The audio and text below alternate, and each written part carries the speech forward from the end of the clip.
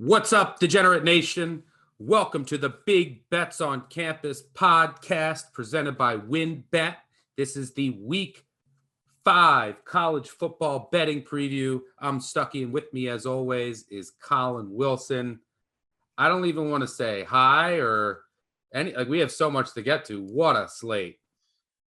Yeah, we got to get into this fast. We're, we want to make this a good listen for those of you that take an hour to exercise, walk your dog. Let's get into it. I love every single game I've bet on this week. I have a high volume. I love my hogs. I don't know what it is. This is going to be an amazing slate to dive into. Next week's even better. I'm jacked. Let's get into it.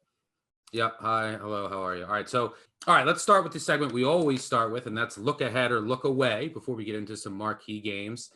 And for this segment, for those unfamiliar or first-time listeners, welcome, first of all. We look at next week's board and determine if there's any impact this week with teams potentially, maybe looking ahead a little bit. Maybe they show a little less. Maybe they take their foot off the gas in the second half a little sooner with a big lead, worried about health and not showing much. So we have a couple games here to go over. The first, let's the Red River rivalry shootout, whatever it's called, is next weekend between Oklahoma and Texas.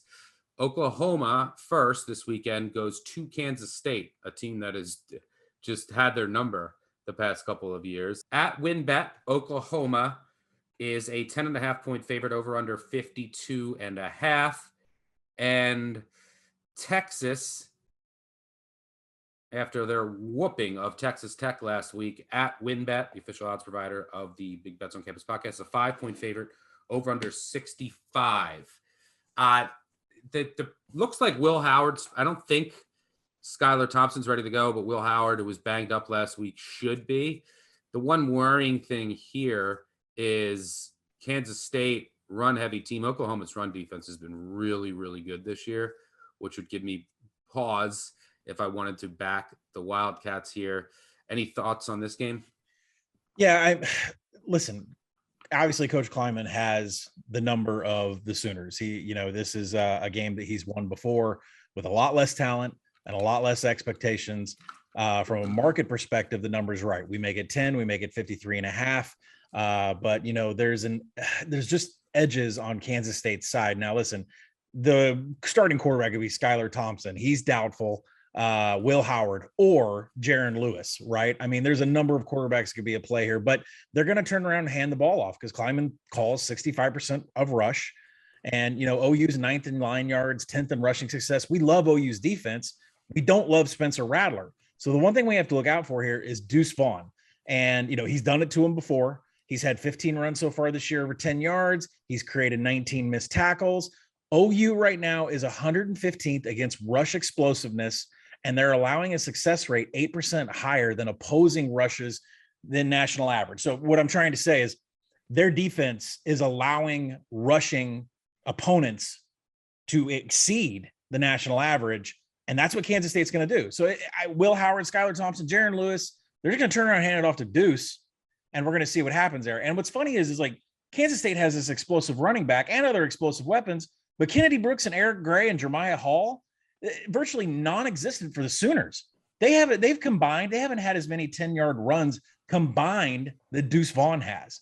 And so this is all on Spencer Rattler's arm. And I can't figure out for the life of me, no matter how much I stare at the numbers, no matter how much film that I watch, the most surprising stat to me is Spencer Rattler, 5 of his 6 turnover-worthy plays came in a clean pocket. Don't listen to narrative out there that Rattler has happy feet or he can't take a crowded pocket. His bad throws are coming on clean pockets.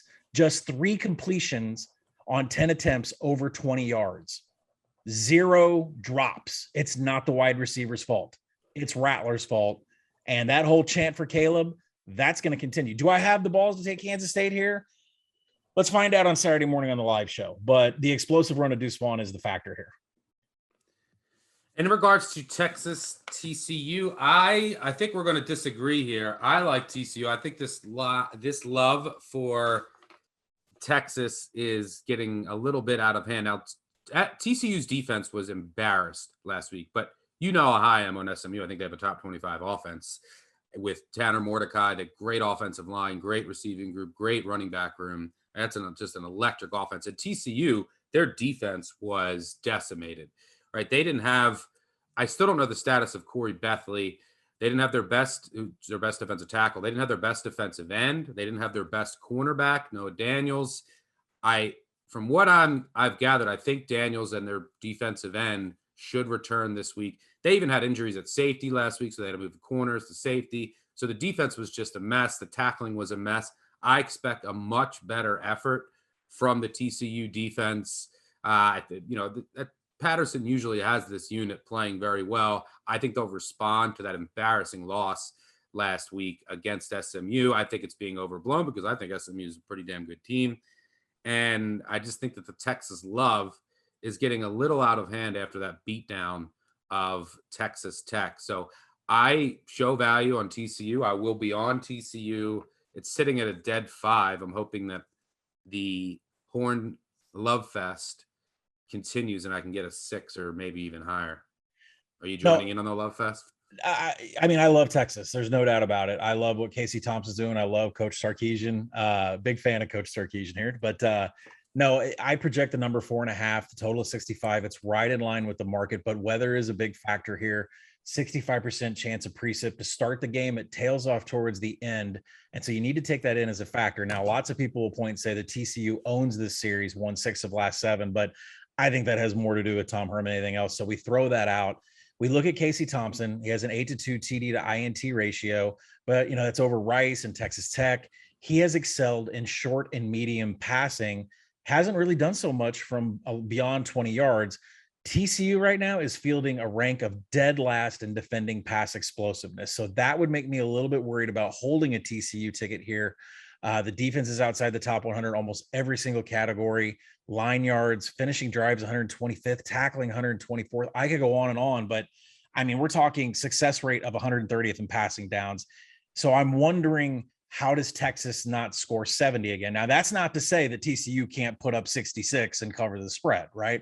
The Texas defense has its own struggles. Kwiatkowski's scheme is not being picked up. The tackling is off. That's great for Max Duggan. That is great for running back Zach Evans. I think they're going to eat all day. Kwiatkowski's defense at Texas has fallen to 124th in passing success rate. I mean, this could be a huge day for the Horned Frogs. TCU might have their best offensive day of the season. There's no spread for me on this, but considering like Patterson holds all the information back, you never know exactly who's healthy. The only thing I do know is a variable is that Texas is scoring a ton of points and TCU's defense is going to oblige. So for me, this is a Texas team total over. I think you're completely justified in saying that TCU can keep up though. Another game here, Mississippi State +7 at WinBet at Texas A&M. Texas A&M has a date with Alabama on deck. They came off that loss against Arkansas. Mississippi State is a team, I think Will Rogers is running that offense effectively. That's some bad turnover luck. Last week against LSU, they ran like 35 more plays. There was 3 broken plays that LSU had, and that accounted for, I think, like 60% of their yardage. Like 2 defensive backs ran into each other. There was a busted coverage, and then a slant by Butte, is one of the best receivers in the country, took it to the house. So I thought Mississippi State was the better team last week. And look, I saw a play on the app come across that you had on Texas A&M. I'm waiting. I'm going to get a 7.5 soon here for Mississippi State. I disagree with you. Mississippi State defense should shut down the Texas A&M run. The Texas A&M offensive line is a mess. The quarterback is a mess. I can't believe you're backing Calzada. And look, yeah, you could say he's faced a similar defense at 3-3-5. It confused the hell out of him. It's confused the hell out of him multiple weeks. And I think it'll do so again. I'm waiting to see the status of one of Mississippi State's cornerbacks. They have one of the best cornerback duos in the country. And Forbes, either Forbes or Emerson, I forget, was carted off last week in one of those collisions. And Leach doesn't give anything when it comes to injuries. But Calzada stinks. This is you want a trend here. And this applies to Arkansas.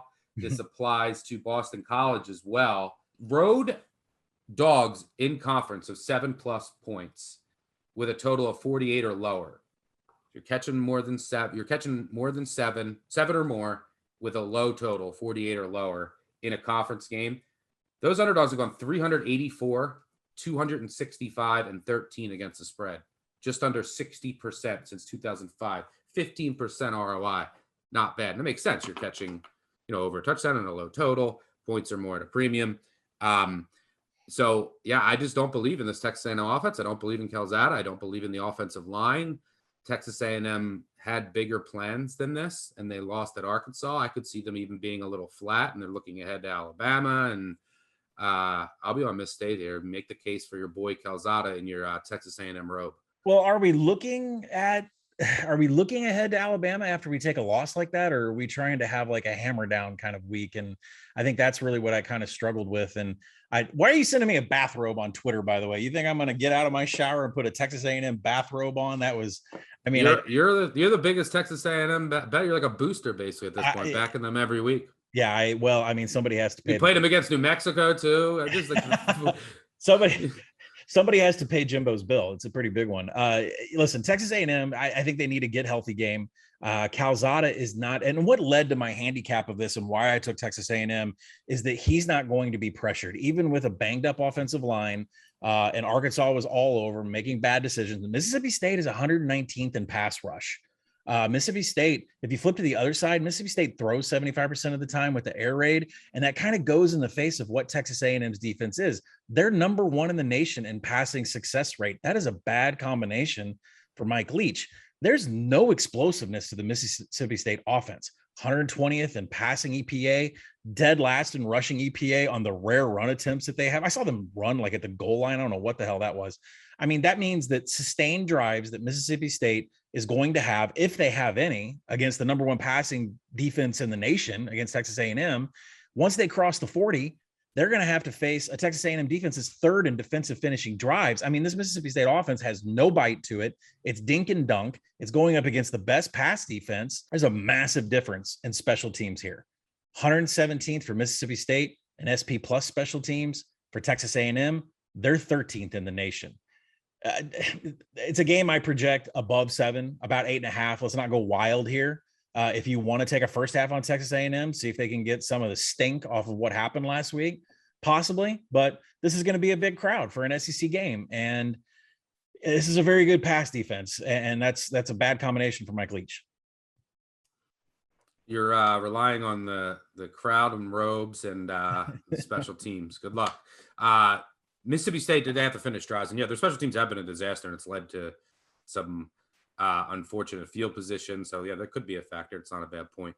And finally here, we have NC State off that huge win over Clemson, which I think spoke more about Clemson than anything else, playing Louisiana Tech. Won't go too much into this game. Louisiana Tech, by the way, has played with two really good opponents right down to the wire.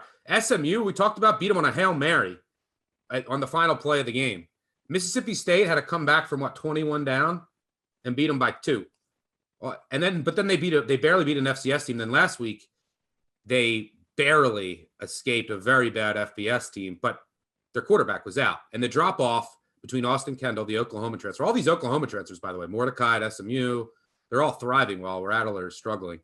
But he was out last week due to code protocols. He's number 1 on the depth chart. I think he's playing. That's all I need. There's a big drop off between him and Austin Allen. If he's playing, this is a super flat spot for NC State. We've seen this high variance La Tech team play with superior competition. They're kind of playing up and down to the competition.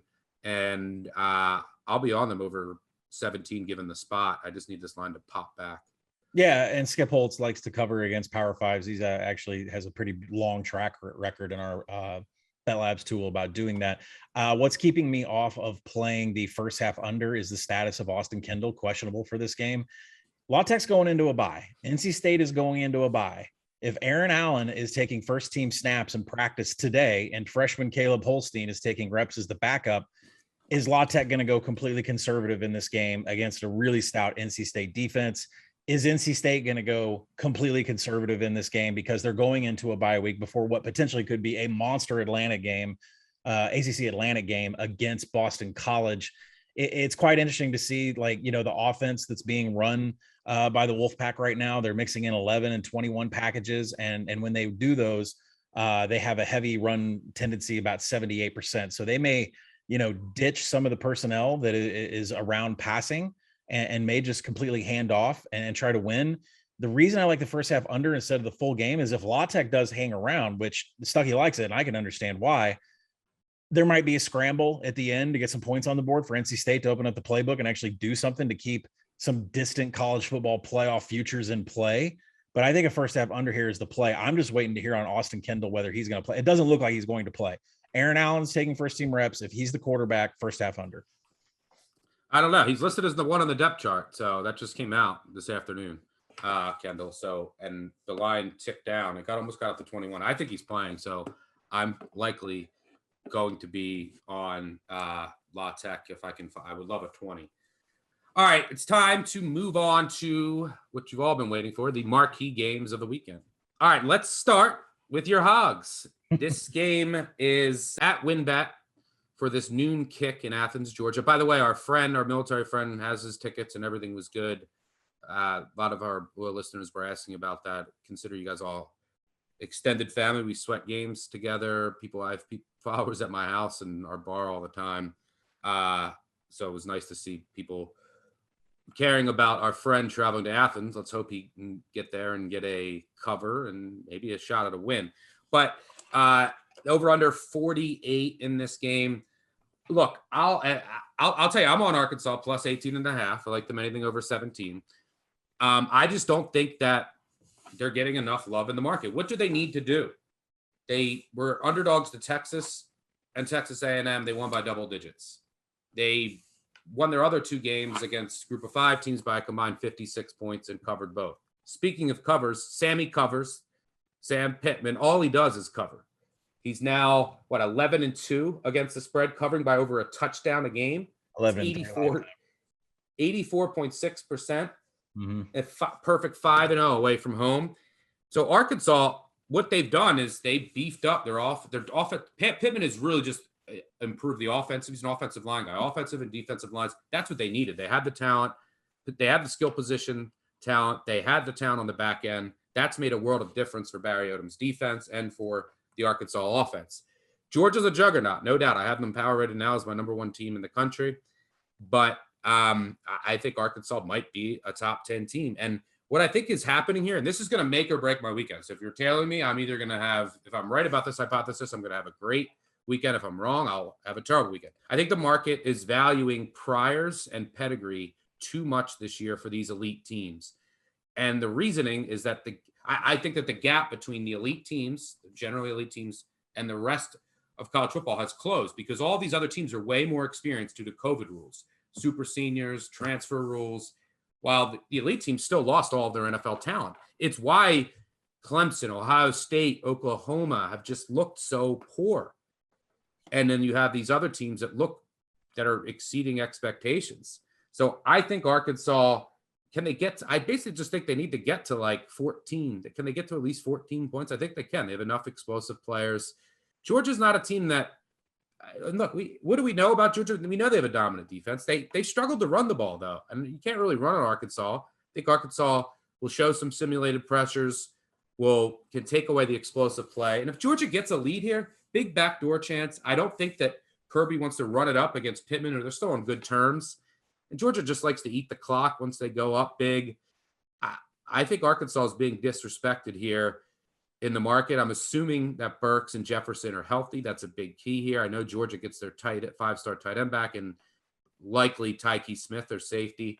But I think there's too much value in the Hogs to pass up. And again, catching 18.5 with a total of 48. It's a lot of points.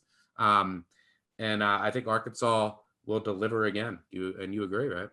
Absolutely, I agree. I am on Arkansas this week, and if this is the first time, welcome to the pig pen. It's the first time you've ever listened to the podcast. I'm a 2-time graduate staring at a room full of Arkansas shit all over the place. So I'm going to do this as unbiased as possible. There is a tremendous amount of respect between these two head coaches. In 2014, Kirby was on the Alabama staff, and he was instrumental in getting a contract offer for Sam Pittman, who was at Arkansas under Brett Bielema. Pittman turned it down. And Bielema made a public crybaby act and said, you can't leave us. We'll give you more money. And then when Kirby took over at Georgia, The first hire was Sam Pittman as offensive line coach and recruiter, and Bielema threw another fit, grabbed all the offensive line, went to Sam Pittman's house in Fayetteville and said, tell all these kids to the face that you're leaving. So, I mean, like, there's so much. And then Pittman went to Georgia. They went to the national championship game. He was their lead recruiter. All 5 offensive linemen on the Georgia offensive line were recruited by Sam Pittman. And there are very, very warm relations between these two head coaches, between Pittman and the players for Georgia. So there's none of this like Derek Mason and Dan Mullen trying to fight each other on the field type shit, right? I mean, there's none of that going on. So put the history aside. We're looking at, I think Pittman's 11-3 against 7-3 against the spread in last year's 10 game season. And he's done nothing but cover this year. And odds makers just haven't been able to catch up. So you have to ask, like, what is the measuring stick for these guys? And most people want to handicap the Arkansas offense against the Georgia defense. So quickly, yes, Arkansas wants to pound the football with 4 different backs, an offensive line that is one of the best run blocking units in the nation. And they run the ball 69% of the time. When Arkansas gets behind schedule, you can look for KJ Jefferson to go just deep routes. There's no in between. There's no meat in the sandwich. We're going verts. We're going down. And, there are issues against this Georgia defense. They're number 1 in almost absolutely everything. And I know we can argue schedule, but this team is number 1 in standard down success rate and explosiveness. Historic numbers being put up as far as knocking teams off schedule. Arkansas can be in passing downs pretty quick. You want to pressure KJ, get a crowded pocket and get him in passing downs. This is what Georgia has to do to win this game. But number 2, teams are leaving Treylon Burks in single man coverage. And he is absolutely burning I think he can burn any DB in the nation in single coverage. And that's where the Tyke Smith, watching him come in from West Virginia, last year, he was ranked number 5 overall of all slot corners as far as coverage grades for West Virginia. If he is back, maybe he's the guy that can guard Treylon Burks in one-on-one coverage. We'll have to see. It's a big data point we need to watch. But if you're watching the Arkansas, I don't think he'll play the full game. He might not play every snap if he does play too. But he'll be in third downs he'll be in third downs and passing downs, right? So if Arkansas stays in standard downs and is moving the line of scrimmage and getting a push in the pocket, and you just didn't bet live game, get your money down on Arkansas to win this game outright. Because if that offensive line gets a push against the Georgia defensive line, they're going to own the trench. Now, that said, if Arkansas is in passing downs pretty quick, the spreads are definitely going to come into play. Now, we don't know if they're going to get that because Georgia's faced some not very good offenses. And we simply don't know if dumping off to Treylon Smith or Dominic Johnson in the flats, I don't think that's going to work because the speed of this Georgia linebacker unit is just lightning quick getting out to the flats and tackling guys. If Arkansas has success in standard downs, they can win this game. Now, as for the defense, that's where the real handicap, I think, comes in. And that's how I got on Arkansas. I loved the under for the fact that I just didn't see a lot out of Georgia's defense. And I know how Arkansas is going to move the ball. They're not fast anymore. Last year, I think they were 10th in tempo. Now they're like 73rd. Georgia's outside the top 100 in tempo. And if you look at Todd Monken's, pro style offense, it's just not fast. And what led me to this handicap of Arkansas and this great running game they have on offense is where's Georgia's running backs? Zamir White, James Cook, not explosive, not creating separation, not creating missed tackles. They have not generated runs over 15 yards, and their yards after contact are below 3.8. It's very they're just above national average in rush success rate and line yards. What is this Georgia team? What is this rushing attack? Secondly, JT Daniels, I thought was going to possibly get behind the Barry Odom 3-2-6 nickel dime zone that we're going to throw out there. And, he had a really deep shot against South Carolina that looked beautiful because he's getting over an oblique injury that had him sit out of the UAB game. Now we find out that he has a lat injury, which goes between his throwing shoulder and his spine. And it's not good. And if you look at JT Daniels, he's connected on just 3 attempts over 20 yards this season. This is not the air raid offense of USC where he's going downfield all the time. JT Daniels is banged up. He's not throwing. And if you want to do Stetson Bennett like you did last year, fine. But Arkansas is going to cover against that too. Barry Odom, as a defensive coordinator of Arkansas, is going to win the Broyles Award. Not just a tremendous amount of experience that he brings to the table as the ex-Missouri head coach. Thank you, transfer portal, for Trey Williams coming in from Missouri, a Barry Odom recruit. But John Ridgway from Eastern Illinois has been a monster controlling the A-gaps. And they're both creating havoc on every single play. The Razorbacks will not give up an explosive play. I talk every week about how they take something away. This week, no explosive plays coming whatsoever. So that should be good enough to take an under. But finally, look at last year's opener between Pittman and Smart. You want to know if you should take Arkansas or not? And yes, if you look at an odd screen, you'll see everybody in the world has an Arkansas ticket. Public has tickets. Sharps have tickets. We all have tickets on Arkansas. But if you look at what happened between Pittman and Smart last year, Arkansas went into halftime with a real shot to upset. Now, they only had like 5 points. They're up 7-5. Yes, 7-5. Georgia. Yeah, then they were up. They were only trailing 13-10 into the third quarter. And there was a block punt and a pick six. Good night. Right. Dwan Mathis out, Stetson Bennett in. There was some padding on the score coming in. And once that happened, Georgia and Kirby Smart was all run. Sit on the ball, burn the clock, go all the way down. So one of two things is going to happen here in this game. Arkansas is going to get a push in the trench on standard downs on offense. And what they did to Texas A&M, they're going to be able to do to Georgia. They can win the game. Or Georgia is going to be the best defense in the nation, get Arkansas into passing downs and get a 2-touchdown lead, and then sit on that tempo that's outside the top 100. And once they get that, Jefferson's probably not accurate enough to lead them back passing all day. Yeah, I don't think so either. But if there is a 2-touchdown or 3-touchdown lead, that back door is wide open for Sam Pittman. That back door is wide open for Sam Pittman. And I don't think Kirby Smart has any problem whatsoever with Sam Pittman trying to backdoor. That's just the relationship they have. So, by the way, Arkansas has been practicing at like 9:00 in the morning all week. This game is an 11 a.m. Central kickoff. I think that helps Arkansas. I think it's crazy. Exactly. This is the 11 a.m. Jefferson Pilot kickoff from the SEC days. Give me Arkansas. Give me all these points. It may get down to 16.5. I'm starting to see, the odds makers are finally starting to believe some of this money that's coming in. I guess my couple nickels were not good enough, but I get your money down on Arkansas. If not, play it live. If Arkansas is moving the trench on standard downs, they can win this game. I like the under 2. Yeah, we'll see how. Look, the Georgia defense is obviously dominant, but this will be their biggest test by far. Their SEC wins came against Vanderbilt and South Carolina, 2 completely inept offenses. They played UAB, who just never can score against these Power 5 teams. And then they played Clemson. They won 10-3. That game looks less and less impressive with each time Clemson takes the field. And we see how bad Clemson is on offense. So this is by far the best offense they'll face. No matter what, it's going to be elite. But maybe there's some holes that Arkansas can exploit in some explosive plays to keep this within striking distance.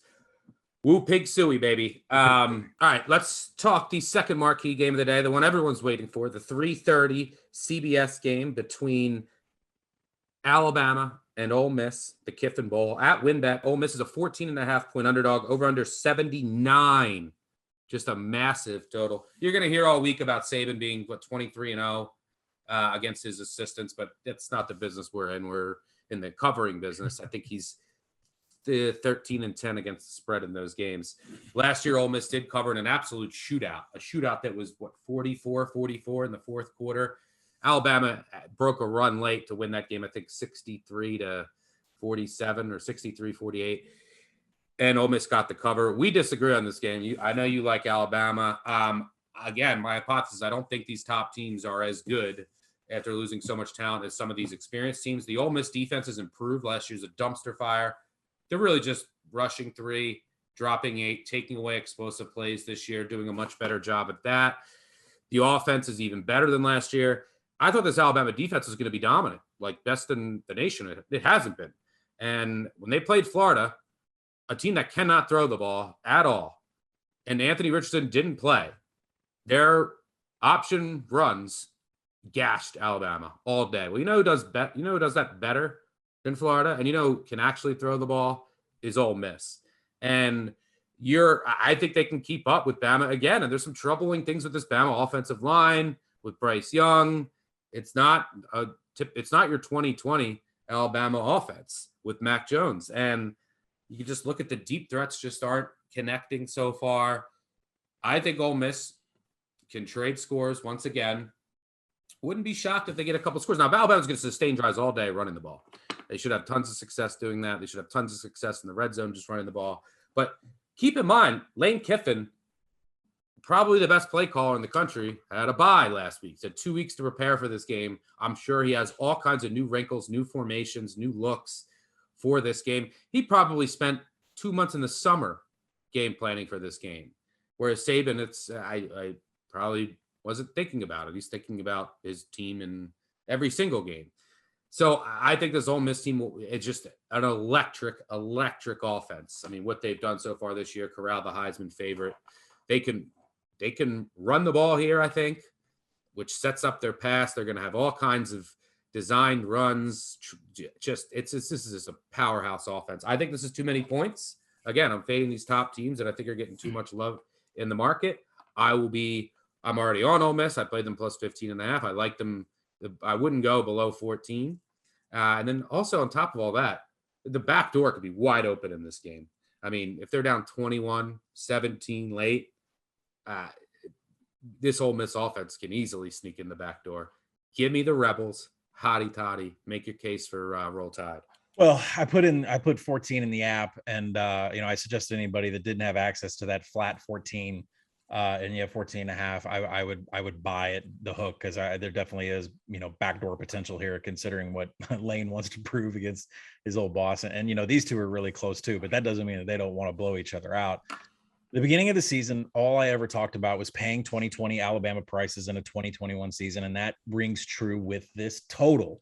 The projection for this total is 74. And I think with last year's 110 plus points, the over is a very popular play. But this Bama team, they don't throw it deep on offense. And the secondary is now a positivity instead of a liability like it was last year. And let's not forget that last year's game, there was a ton of precipitation. And any cut made by an offensive player was able to take it to the house. That was huge for the offenses last year. You get that level of, you get the Devonta Smiths and all the players that are now in the NFL on that field. Of course there was that many points, but there's no precip in the forecast for this game. So starting with Alabama, when they have the ball, let's give some credit to the Ole Miss defense with DJ Durkin, Chris Partridge. The Rebels are 12th in defending pass explosiveness. More importantly, they have an outstanding rank of 6th in passing downs explosiveness. And we've talked every week about, what'd you call him, Captain Checkdown on Bryce Young, throwing in the flats all the time. So, Alabama may be able to sustain drives, but this new look scheme for Ole Miss, mentioned by Saban. Saban said this week in his presser, they look like Iowa State, and that's a real problem. It's a multiple front, a 3-2-6, a 3-3-5. They're going to switch out, maybe two down defensive linemen. And the key is to sell out and stop the explosive play. And I think Ole Miss is going to have success doing that. Thanks to some, transfer portal wins that they had in the front seven, Ole Miss is very respectable in defending the big play. And that kind of brings me to Bryce Young, because you and I talk about it every week. And really maybe the lack of Bryce Young throwing deep. He's limited in attempts downfield. Crazy enough, he's 33 of 33 on passes behind the line of scrimmage. The Bama offense isn't defined by the run or pass, right? You can't just say, well, they're good at running or they're good at passing, because everything is like a swing out to Brian Robinson or Jace McClellan or, Jamison Williams on a shuttle or John Mechie on a sweep, right? It's about what those players are doing after the catch.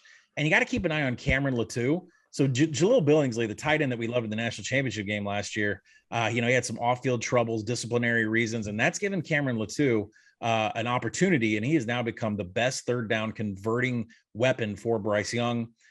He's converted 5 of 6 attempts on third downs. And because Ole Miss is not going to allow an explosive play, there's going to be a lot of methodical drives here from Alabama. They're going to be successful in moving the chains, but getting something 20 yards downfield, it's just not going to happen. And Bama's tempo is not what it was last year. They are a slow tempo team. Now they are the 7th best in the nation finishing drives. So I expect long Alabama drives that end up with touchdowns. And so that really kind of plays into the reasoning why I was on the under. Now, what about the Ole Miss offense? Everything Stuck said is right. The Bama tempo is 100th, but Lane train just continues to be boat racing, 3rd in the nation in plays per minute. But make no mistake, this is the number 1 offense in the nation in standard downs explosiveness. The majority of those plays come with a new wrinkle from last year, and that's the usage of the 10 formation. No tight ends. Corral flashes zone read. He pulls it back. He looks for a target over the middle, and that's usually Dontario Drummond. He's been the man over the middle, catching Corral's passes on these zone reads, while Jarian Ely is sometimes, knocking off in the flats and catching balls and having explosive plays from there. The big difference between last year's Bama team and this year's Bama team is that the linebackers in the secondary are doing a fantastic job in coverage. Henry To'o has been one of the best players, leads the team in tackles. Now, edge rusher Will Anderson is just crashing every offensive tackle that he's seen in the nation. And Malachi Moore, we gave him so much praise last year in the college football playoff for being a true freshman and locking down slot receivers. That's exactly where Drummond is going to be. Dontario Drummond, who's getting all these passes from Matt Corral in between the hashes, is going to have a spy on him in Malachi Moore. So I'm confident that Bama, from a secondary and a linebacker position, can kind of put a little bit of a stop in how fast Lane wants to go. Ole Miss is going to throw big punches right out of the gate to start this game. You may get a live line on them all the way on Alabama, all the way down to a pick, maybe less than -3, because I can see Alabama trying to adjust after 3 series. I mean, it seems to be happening with Pete Golding every time. Pete Golding is Alabama fans' favorite coach that they want fired right now. But Saban takes over, he makes adjustments, and so I could see Ole Miss coming in on a very hot start, Alabama having a great live line. So if you don't want to buy the 14.5 or the 15 or the 14, I think you're going to get Alabama at a pretty good price after the first quarter. Bama is going to cover this game. I think really when you look at what they do with Brian Robinson, I think he's going to bull over the entire Ole Miss defensive front. The under for me is the biggest play from a volume perspective, from a dollars perspective, is the under. But at 14, Bama is a buy. And if you're, not comfortable with that, I think you're going to get a great opportunity in the end of the first quarter, the beginning of the second quarter, when they change things up. And I'll probably be buying Alabama right there too. I disagree, but that's what makes this podcast great. And look out for the tight end of the seam. Alabama struggled with that. And I don't disagree on the under, though. I mean, I think that's Bama's going to have to put together long drives, keep the Ole Miss offense off the field. They're not going to have many explosive plays. So, and this is a huge number. It's scary on the surface after what happened last year, but I do think it's a tad high. All right, so for our final marquee matchup of the weekend, and there's many more really intriguing matchups that we're going to get to shortly. Let's talk Cincinnati, Notre Dame. Cincinnati, a 1.5-point favorite at Notre Dame in South Bend, where Notre Dame has now won 26 straight games. I can tell you just right away, I love Cincinnati. I make this over 3. I think I keep downgrading Notre Dame every single week that they play. And I mean, let's just take a look at what Notre Dame has done this year. They are undefeated, but they beat a winless Florida State team in overtime. Florida State then lost at home to Jacksonville State. They stole a win at home over Toledo. Needed a last-minute touchdown. Toledo then lost at home to Colorado State the next week. They beat Purdue by 14. Okay. But they only led 17-13 in the fourth quarter and were actually outgained by a Boilermakers offense that scored like 4 points against Illinois last week. And then last week, they beat Wisconsin 41-13. Wow. Right now, one of the most misleading final scores I've ever seen in my entire life. Notre Dame actually trailed 13-10 in the fourth quarter. And then they scored 31 straight, thanks to 2 pick sixes and a kick return for a touchdown. They ran the ball in that game 34 times for 9 yards. Gave up 6 sacks. All right, let's take out the quarterback stats. The running backs ran the ball 20 times for 39 yards. Wisconsin outgained Notre Dame 318-248. They were outplayed. They got the bounces. Graham Mertz was a disaster. That's it. The Irish can't run the ball. Their offensive line is a mess, having to replace all the talent that they lost last year. And they've already allowed 20 sacks in 4 games. In 2019, they allowed 16 in 13 games. Shows you where this offensive line is. And so how are they going to move the ball against Cincy? They can't run it.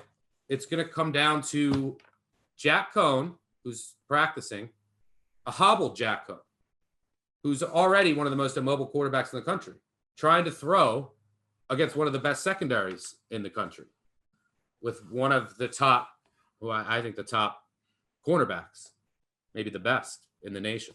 I mean, their cornerbacks are all excellent. I don't see that working out too well for Notre Dame. Cincinnati has many more paths to success on the offensive side of the ball. There's also a couple other advantages here for Cincinnati. This team's fired up. I don't know if they need any more motivation, but Marcus Freeman left them. Left their defensive coordinator and went to Notre Dame to take the same job, and they're pissed about it. So I'm sure the offense and the defense, little extra motivation. Didn't factor into my handicap, but worth mentioning. What did factor into my handicap is Cincinnati had a bye week last week, but 2 weeks to prepare for this game. So I'm sure they're going to come up with going to have a few new looks, new wrinkles for Notre Dame. And just the Cincinnati has been the clearly better team this year. Notre Dame is just a completely fraudulent 4-0. It's back to Operation Fade Notre Dame. I think their 26-game home winning streak ends without flukes this week. Cincinnati gets it done and positions itself right in the middle of the college football playoff discussion. Do you agree or disagree? I agree. And I think it's worth noting that Marcus Freeman leaves Cincinnati and there's zero drop off in the defensive production. Zero. Although Notre Dame's defense doesn't look great from week to week. So again, this was just another, and I did the write-up on Action. If you want to read more about some of the numbers I'm going to throw out here, a full breakdown of this game, it'll be out there on actionnetwork.com. Listen, this is another game, another week of me trying to make a case for Notre Dame, because I think as an experienced handicapper, when you fall in love with a team, you try to play the other side and play devil's advocate. And I just can't do it for Notre Dame. Brian Kelly, former Cincinnati coach, takes Marcus Freeman away. Most recent DC under Luke Fickell. It's just zero drop off in the Cincinnati defense. And we can talk about the coverage rank of 35th, or that players like Arquan Bush are going to be playing at the NFL level. But the handicap in this is that Cincinnati is the #1 pass rush team in the nation per PFF. That is going against a Notre Dame offensive line that cannot protect a quarterback that has no mobility whatsoever. The Irish offensive line has led a rank of 123rd in havoc allowed, second to last in nation in tackles for loss. Jack Cohn has the highest pressure to sack ratio in the nation, and it's not even close, like by 10% more than the guy that's in fourth place. The big question is if the Bearcats offense can stay on schedule. The Irish defense is respectable in that aspect. They're 11th in success rate and against explosiveness and standard downs. But when Notre Dame gets into passing downs, bad things happen to them.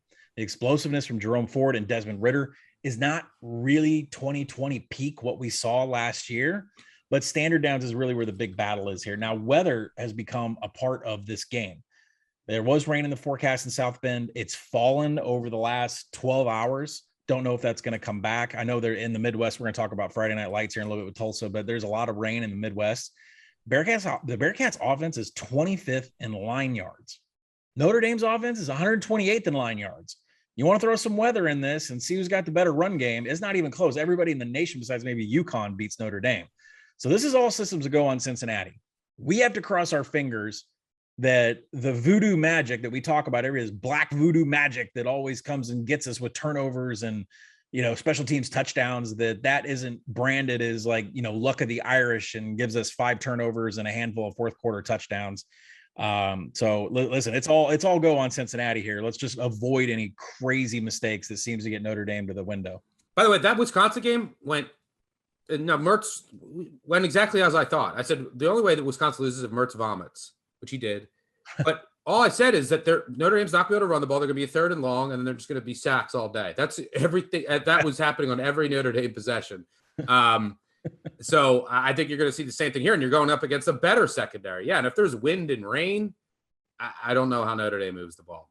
Let's hit the rundown and hit some games rapid fire style. We'll start BC plus 15 at Clemson. I'm seeing 90% of bets on BC. Don't care. Again, I'll go down with my hypothesis this weekend. I'll be on Boston College.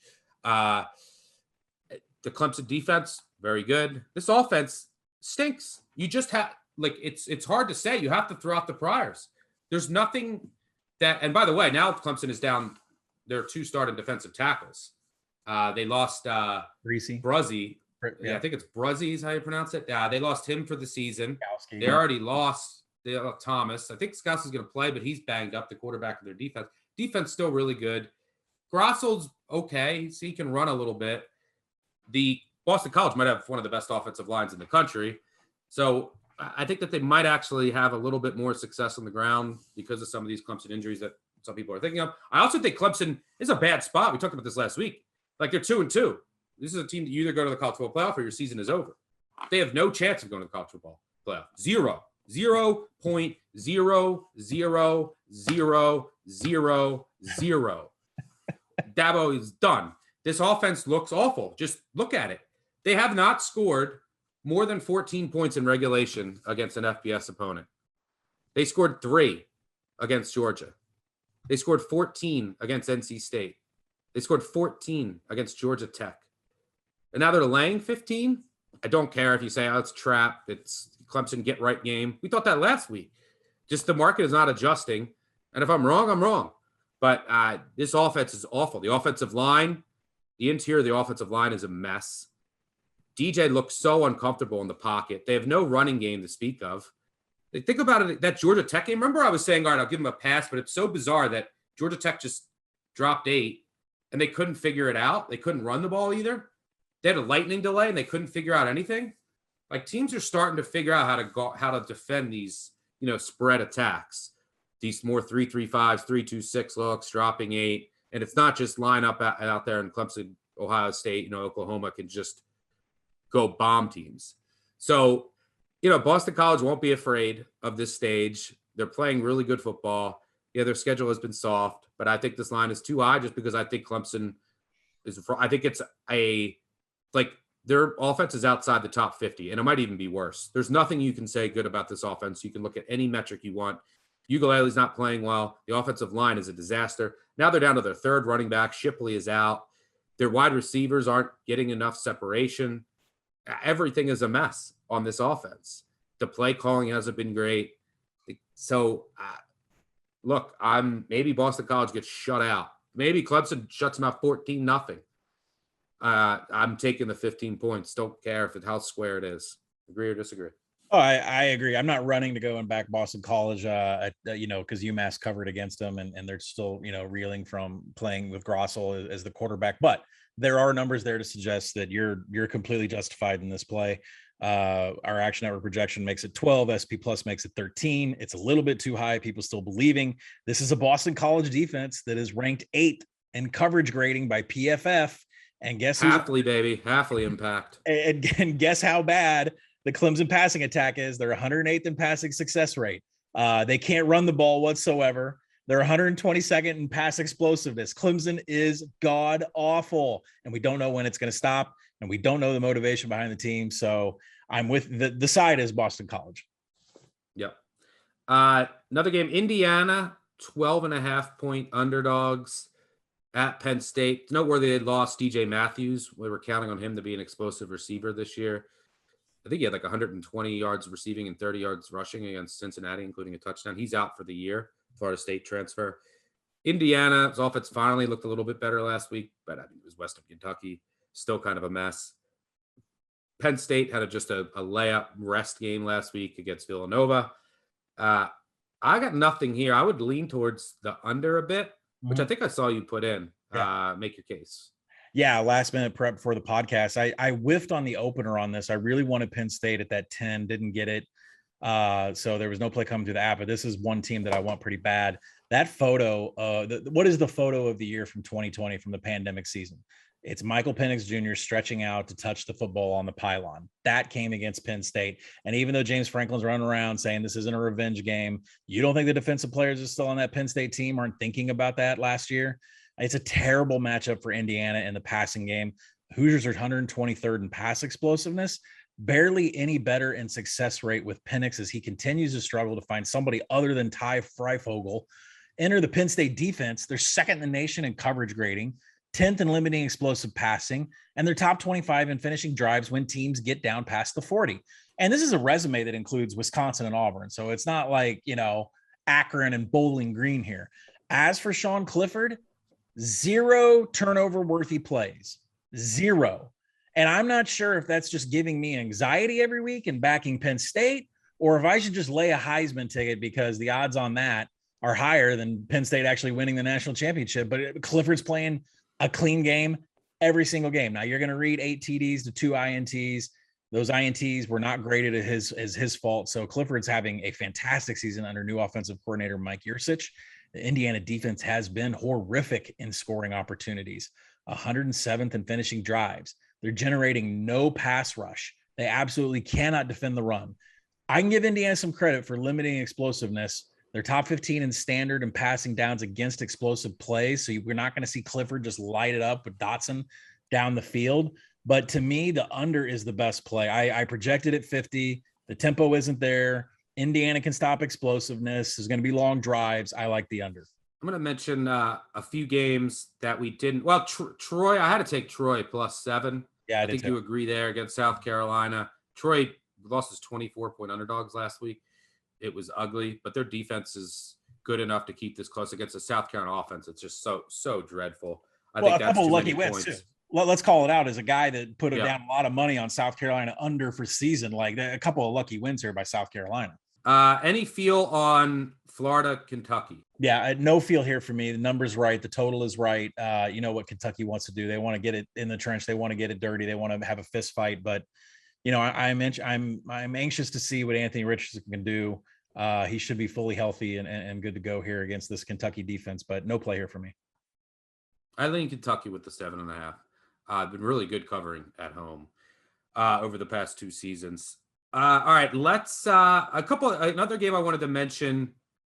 You got to watch out with that, though. You got to watch out because Dan Mullen spends the last 2 minutes of every single game looking up what the spread is at the Action Network and then trying to cover it because I don't know. This guy, Dan Mullen, you go ahead. Are you betting? You bet Kentucky. Have you bet Kentucky? I want to hear you call into the voicemails after Dan Mullen does some sort of 2-minute bullshit to cover this spread. It happens every week. Anyways. Huge game. Our bar will be wild. I got a couple people coming in, a couple listeners to this podcast coming in, and I'll be there. I'll be at the bar at noon. So apologies in advance for my tweets all day. All right. A couple other games. I did want to mention Navy, UCF. UCF starting true freshman at quarterback against Navy. I like the under there. I think UCF, they're known as like playing fast and this explosive passing attack, but Dylan Gabriel's out. And, Navy showed some signs of life last week. I thought their defense played well. And I think that, obviously it's a triple option team. They're going to go slow. And I think Gus will go back to, what he did at Auburn, like a more run heavy attack here. So I like the under down to like 52.5. And no, I agree with you. Central Florida, 3rd in the nation on defense and line yards. They can absolutely stop this Navy attack. Yeah, they got a good defensive line. Another one that you brought up, which I'm getting hesitant to back because of you're on the other side of me here, and maybe the line keeps going up. I think this might be the time to buy low in Ball State, but yeah, you're on Army, and the reason is, Drew Plitt's been a disaster this year. I still can't believe I cast those Ball State futures last year. I think it might have just been their year and everything went their way, but the Ball State run defense numbers are ugly, right? Yeah, they're really bad. And trust me, Action Network projection, I made it 5. And when the number, I was really hoping to get Army below that 5. And then, Sunday hits, all the numbers are refreshed. I pop in Army and their triple option offense going up against Ball State's defense. And I'm staring at Ball State defense, 111th in line yards, 110th in rushing success rate. It's not good. And I could go further into them. Let's just say Ball State cannot defend the triple. Now, there's something to be said about what Army's doing on defense. Western Kentucky was able to come back on them. Miami of Ohio pulled themselves out of that cover in that 23-10 game. That should have been a cover by Miami of Ohio. They screwed themselves out of it, a lot like what Georgia State did, giving, spotting Army the ball down at the 10-yard line there earlier this year. So keep an eye on Army's defense because an offense like Western Kentucky almost came back and won that game. All right, by the way, so we got to talk about Zappy Hour real quick. I don't know if I can back them here. I want to plus 10.5 at Michigan State. I'm afraid of their run defense against Kenneth Walker. Their run defense has been dreadful. Even Indiana had success running the ball. They couldn't be talked about. They couldn't stop Tennessee Martin on the ground. Army obviously ran all over them. I'm still hesitant on that game. Anything there? You have to bet Western Kentucky here. It's not just the projection of 8.5. It's the fact that what is Western Kentucky from a passing standpoint? You can see it now that we have a month's worth of data. I'm staring at, 2nd in the nation in success rate on passing downs, and I'm staring at 3rd in passing down explosiveness for the Hilltoppers.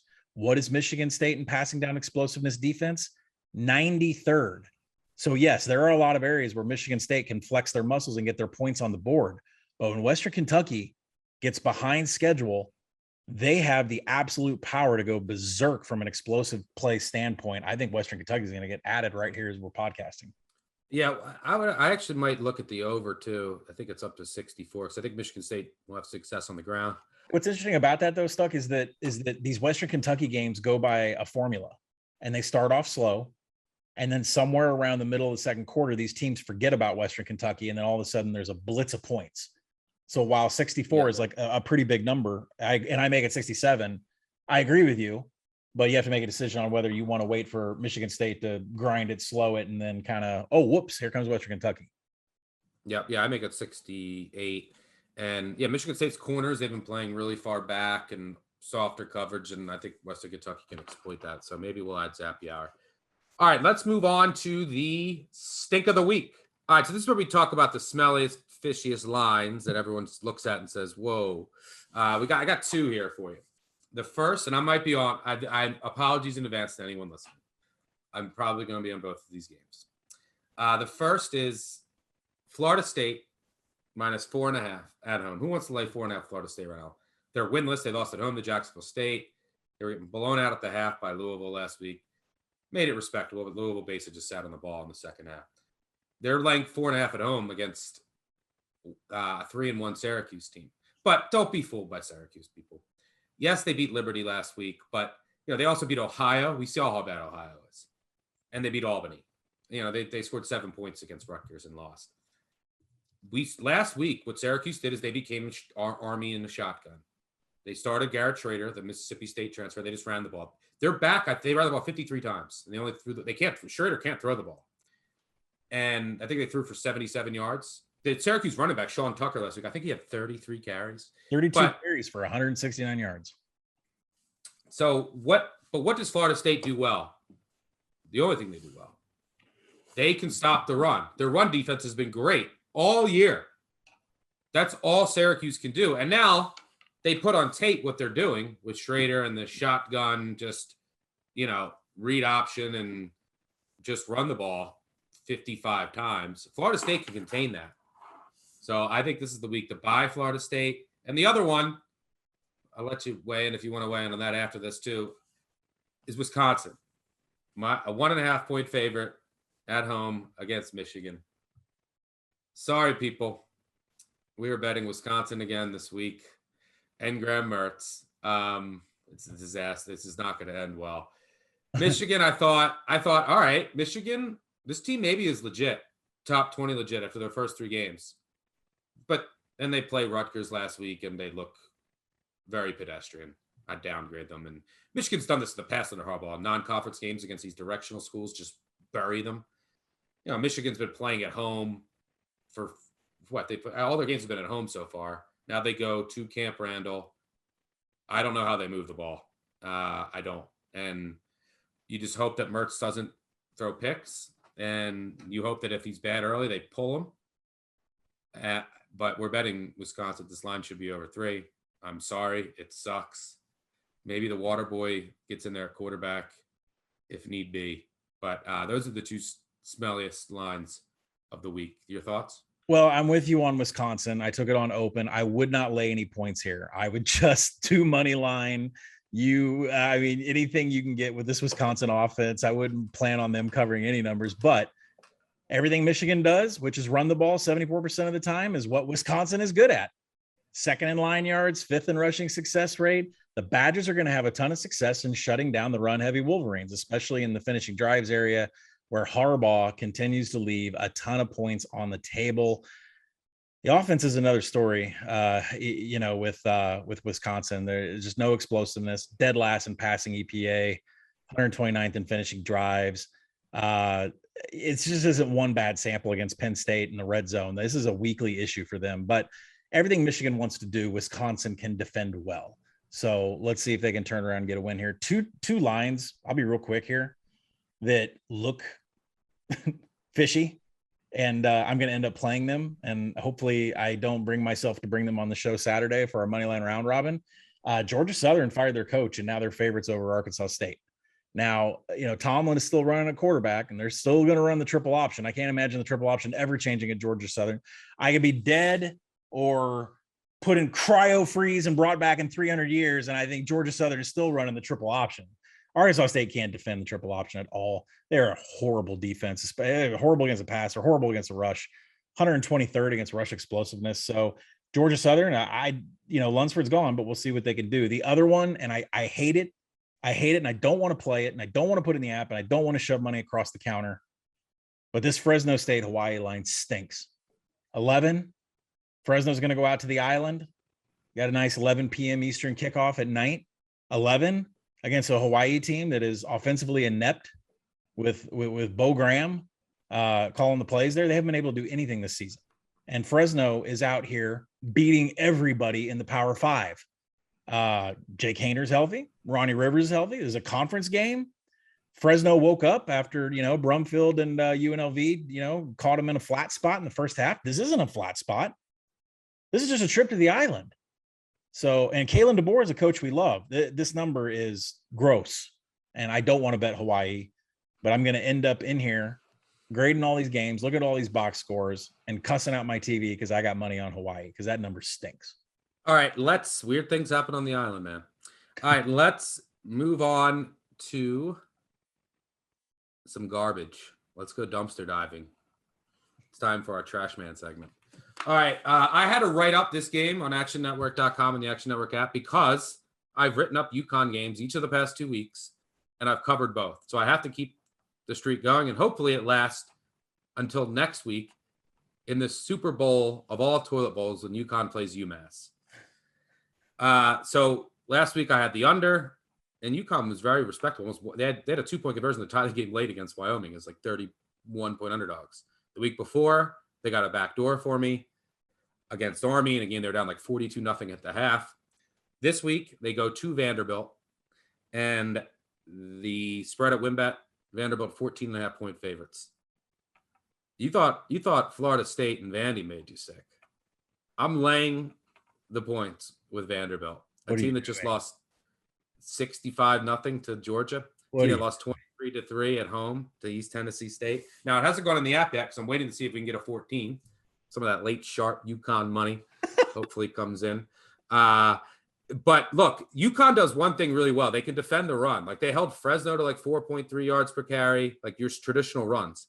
They held Wyoming's rushing attack in check. They held Purdue in check. But they have no explosiveness on offense. None. It's all freshmen. They have a true freshman quarterback who can run a little bit in Vomachan. They have a freshman running back, 3 freshman wide receivers, 2 freshman offensive linemen. I mean, the offense it's just bad. And the defense, they can defend the run, but their secondary is so bad. They can't cover anybody. That's why they were able to hang with Wyoming. They just weren't prepared for the triple option. It's a whole different animal. But they can't cover anybody. They lost 49-0 to Purdue and 45-0 to Fresno State. They also lost at home by 10 to Holy Cross and gave up 38 points. Vanderbilt has been an absolute disaster. There's nothing good I could say about them. They did have one competent half against Stanford in a game that was really close at the end of the first half, and then they just made a couple mistakes and the game got away from them. And they did win at Colorado State, even though they were outplayed. But I just think that this is a spot for Vanderbilt, who's not going to win another game the rest of the year, potentially. This is their get-right game. I know you could say it's a sandwich spot. They just played Georgia, and they have Florida on deck. There's no sandwich spots at Vandy. They're not looking ahead. Clark Lee needs this game, and they need to win, and they need to win convincingly. Kent Seals, their quarterback, who showed a lot of promise as a freshman, and they have a couple promising weapons. Pierce, Johnson in the slot, if he can actually throw the ball, and he's just been really bad this year, but he should have plenty of success. Anyone can throw in this UConn team. They hung with Wyoming because Wyoming doesn't throw it and can't throw it. That was just a good matchup for that defense. So I think Seals. And look, they've been playing this Wright kid too. So if Seals is completely ineffective, they'll bring in Wright. He's even been a worse passer somehow, but he can run the ball a little bit.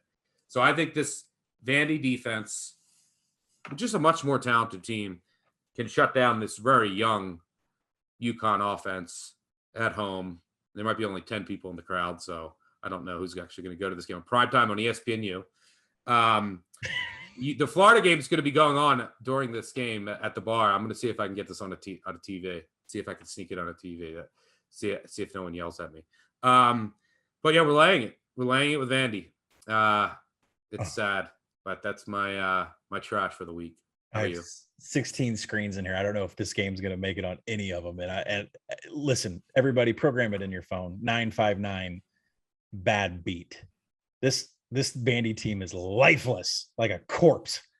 Clark Lee's signature defense is getting torched by everything. Lifeless. So, I mean, you take it out the trash. Woo. All right, I got one for you. Who's the team that has covered every single game this season and has a major conference look ahead next week? UTSA. First half.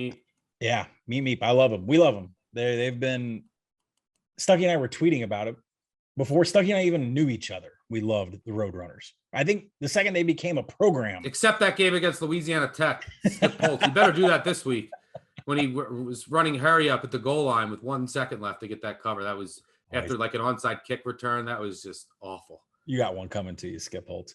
Listen, UNLV first half against UTSA. I think it's worth a look. Doug Brumfeld, a no-show at practice today. We're recording on Thursday.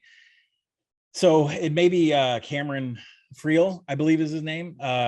He may be the starting quarterback here, but if Brumfield's playing, I definitely want to take UNLV in the first half, similar to what I did to Iowa. This is a huge overlook game for UTSA. They have Western Kentucky on deck. I mean, that's the Conference USA Championship next week. But Brumfield, no show at practice today. He gives UNLV extra life, especially on the ground. UNLV is 17th in standard downs explosiveness. UTSA's D, we're going to have to talk about this next week. They're 121st in defending explosiveness and standard downs. So UTSA is falling asleep at the wheel, and that's something, Western Kentucky can exploit next week. Did UTSA even plan to, game plan around UNLV? We'll find out. If Brumfield's going to play, he didn't practice today, so this may not be a play. But if I'm taking out the trash, it's going to be UNLV first half. Hey, they treated us well last week against Fresno. And that first half was probably the easiest bet you'll ever have in your life. All right, before we get out of here, we do have some remaining business to attend to. Let's go. 3 and out. All right, on first down here, we got to talk Friday Night Lights, and we have to start with Maryland and Iowa. We got to get Iowa in here. Iowa win bet 3. This line's right around 3 3-point favorites at Maryland. I love Maryland here. I like them at anything at a field goal or above. If you follow me on the Action Network app, you would have saw a play come across early this week. This Iowa team they played Indiana in the first week. They got a bunch of pick sixes. They played Iowa State in week 2 in a game they were severely outplayed. And they had 4 turnovers. They got 4 turnovers and didn't turn the ball over. They had 173 yards. Then they beat Kent State in a game that wasn't, that much of a blowout. And then they played Colorado State. Again, they trailed at the half. They won by 10. This offense, I have this offense rated outside the top 100. This is a team people are talking about to go to the college football playoff. I have them rated 101st in the nation. Spencer Petras is doing nothing. They can't throw the ball. They have no explosiveness. How do you have a 20-play drive against Kent State? You can't break any plays against that defense. So this Iowa offense is dreadful. They're not running the ball well either. Look at their success rate running the ball. This team is doing nothing well on offense. Their defense is playing really well, but they're just getting so many turnovers at that ideal time. That Colorado State game, they got a turnover inside the Colorado State 5 on a fumble. Touchdown next play, game over. They had a defense is great, but this offense is horrendous. Maryland is by far the most explosive offense they'll face this year. And I think they're winning this game. Just have to avoid the Iowa voodoo. I was going to average, 2.5, 3 yards per play. Avoid the interceptions, and which is what Tagovailoa has been doing. He hasn't been making too many turnover-worthy throws. He's taking care of the ball. That's important here. I make Maryland – I think this game basically a coin flip. It's because the Iowa defense is great. I think there's still some opportunities to attack them on the ground. And, they don't give up too many explosive plays. That's true. But the defense is arguably top 5 unit. But The offense is so bad. They should not be laying 3 or more here at Maryland. Give me the Terps, home dogs on Friday night. We'll hope they can get off to a fast start here and avoid the turnovers. That's all you have to do against Iowa. You agree? Yeah, absolutely. Iowa couldn't have an explosive play against 11 Oompa Loompas. I mean, I don't know what's wrong with them. Beating Colorado State by 10 at home, it's a little embarrassing. Maryland has to stay on schedule. It's the biggest battle of the game. The Terps are 5th in standard down success rate. I'll go a little bit farther on Talia Tagovailoa. Leads that passing offense, top 10 in passing success rate. He's had 11 big-time throws. More importantly, 0 turnover-worthy plays. 0. Tagovailoa, Sean Clifford having excellent seasons. This is what we have to deal with Iowa, though, right? Punts to the 1-yard line, special teams rank in the top 10, Goodson draining the clock, 113th in plays per minute. It's going to be a grind. It's not going to be easy. We need Maryland to get out and get a lead fast and make Iowa play from behind. But, yeah, I would love for Maryland to cash that win total over. First win total I hit on the board in the Action app. Could cash by the time midterms come around. So, yes, Terps all the way. Iowa was down 14-7 at the half at home to Colorado State. Here were their scoring drives in the second half. 6-yard touchdown drive, 41-yard touchdown drive, 21-yard drive that ended in a field goal. That's it. That's the Iowa offense to win 24-14. They had 278 yards of offense. It basically was an even game statistically. And that just fumble that Colorado State lost inside their own 10 killed any shot that they had. Colorado State actually had the ball longer than Iowa in that game. Held the ball. Both teams had 12 first downs. That's it. I mean, just pathetic. Colorado State was 1 of 5 on 4th down.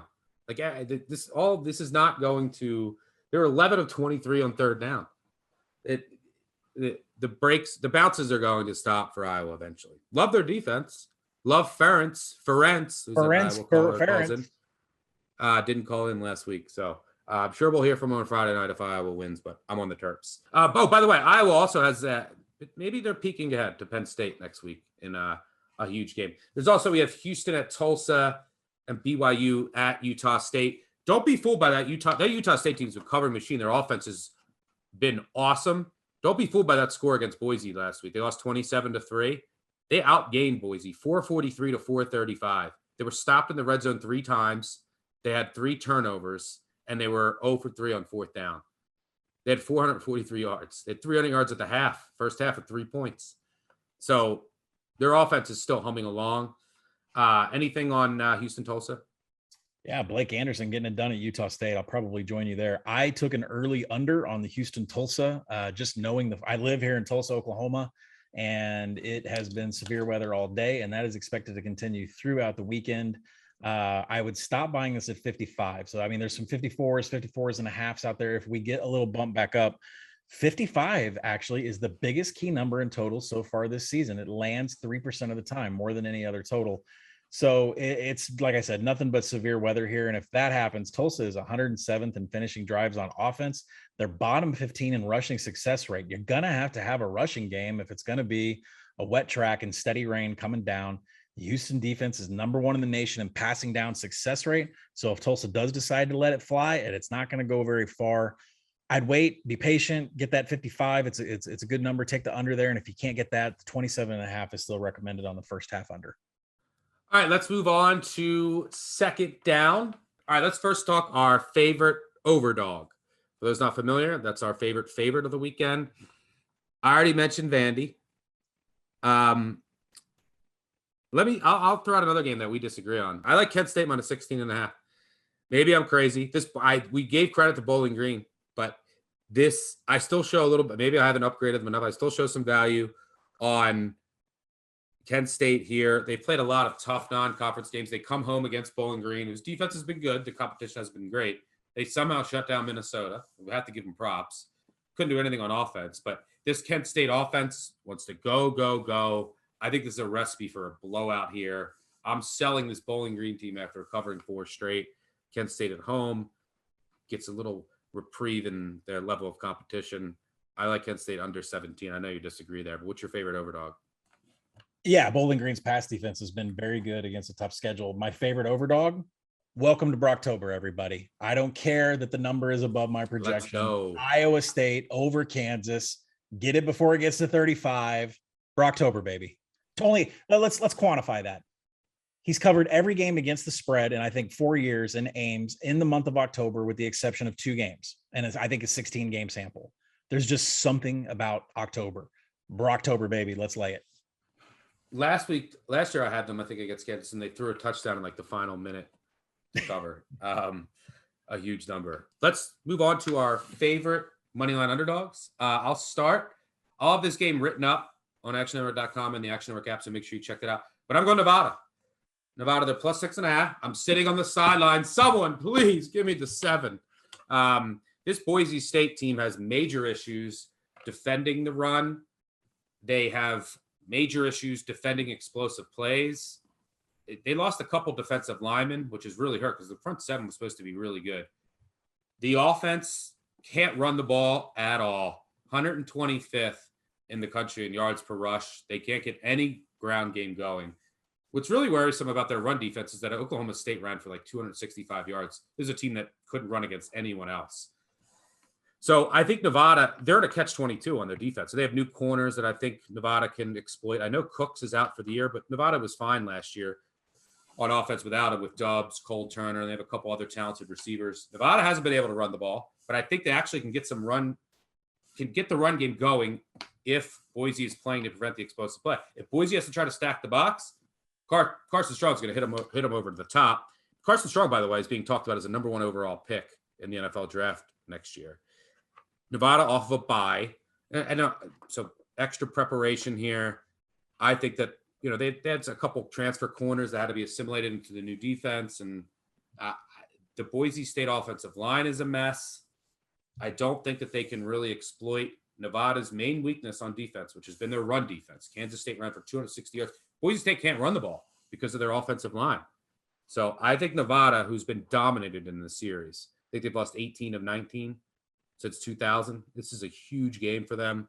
The last time they won was in 2010 with Colin Kaepernick in overtime. They ended Boise's BCS hopes. But I'll take – look, both teams have had issues in the trenches so far to start the season. Boise, they got torched by Utah State. They just couldn't finish drives. I think I was high on Nevada coming into the year. Romeo Dubs, my boys, could have a big day. I think Nevada pulls off this upset. I'm also waiting on plus 7. Go Pack, go. I'm trusting in the better quarterback here, the pro quarterback in Carson Strong. In a game, I think these two teams are not far off from each other. 100% agree.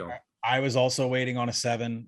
This Boise offense is garbage. You can bring in your offensive coordinator from UC Davis, but your explosiveness is 115th in rush, 73rd in pass, garbage. And I don't think we're going to get a 7. So as we were talking, I just pushed money across because I'm seeing a few things in the market that tell me we may not get a 7. So either I'm paying minus 120 to it, or I just buy the 6.5. But completely agree with you. I'm going to pivot and I'm going to go big boy football in the SEC.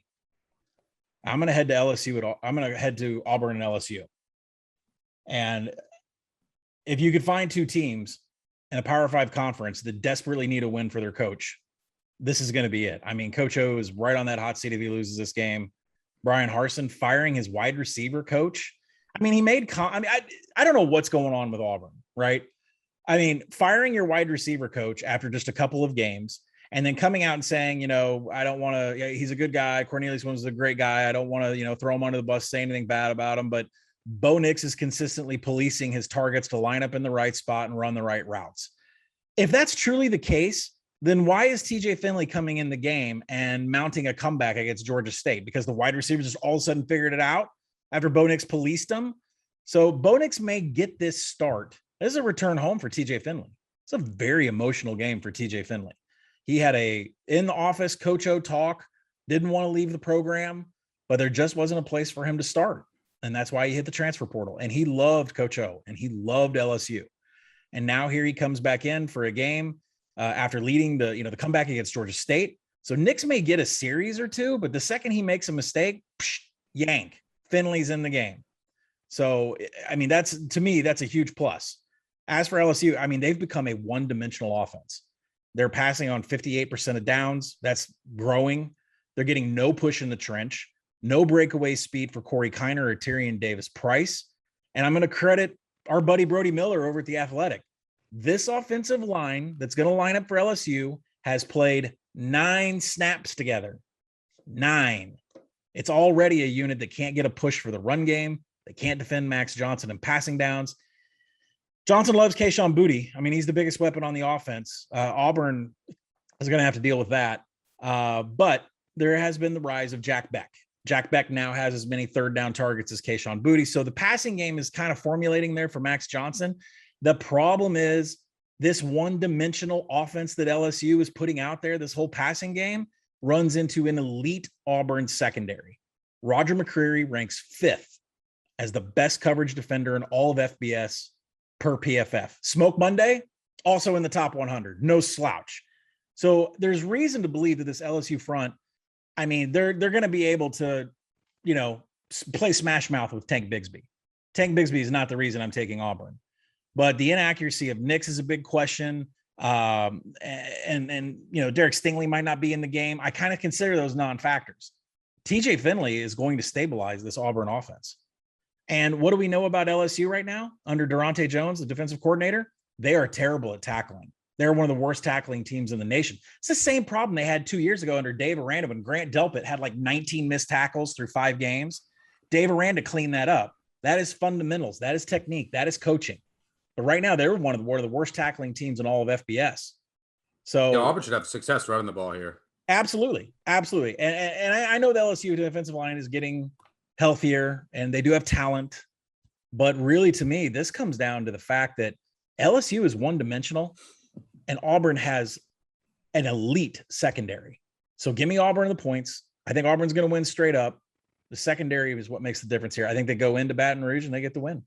It'll be the first time they did that since 1999. Yeah. In that season, LSU was dreadful. They were, by the way, that LSU team was 0-7 in the SEC, 2-8 overall in their final game.